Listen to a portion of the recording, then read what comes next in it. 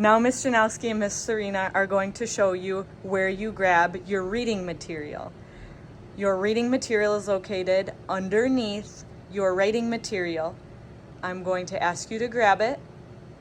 When you grab it, you are going to grab your reader's notebook.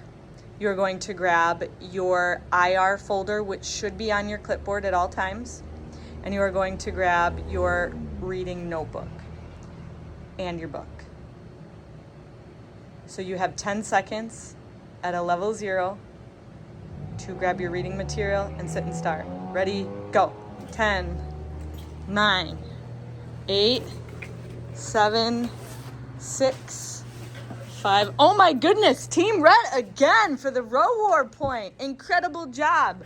So they have grabbed from the bigger area, the second one, the bigger area in the back, because you're going to have more for Reader's Workshop. Oh my goodness, and they have laid it out so beautifully organized with their book on top, their reader's notebook, their reading folder, and then on the clipboard is their IR folder.